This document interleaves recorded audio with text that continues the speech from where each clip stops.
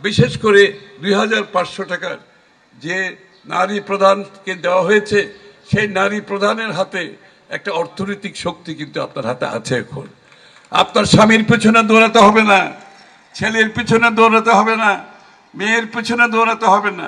সবাই বেতন নিয়ে বাড়িতে আসে, কিন্তু নারী প্রধান তার কোনো বেতন নাই।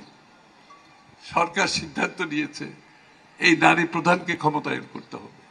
এই নারী প্রধানের হাতে একটা অর্থনৈতিক সামর্থ্য আমাদেরকে সৃষ্টি করতে হবে। সে যাতে সমাজে সমাদৃত হয়, সে যাতে নিজে খরচ করতে পারে। এই নারী প্রধান কিন্তু পরিবারের সবচেয়ে বেশি ভালো জানে পরিবারের কি কি প্রয়োজন, কি কি খরচ করতে হবে এবং কোথায় সাশ্রয় করতে হবে এবং কিভাবে কিছু টাকা জমাতে পারবে। এই যে আপনারা 2500 থেকে যদি মাসে 500 টাকাও বাঁচান, এই 500 টাকা দিয়ে আপনার আগামী দিনের ছোটোখাটো আপনারা শাকসবজি করতে পারবেন, হাঁস মুরগি পালন করতে পারবেন, ছোটোখাটো কিছু কিছু কাজ আপনারা বাড়িতে বসে করতে পারবেন।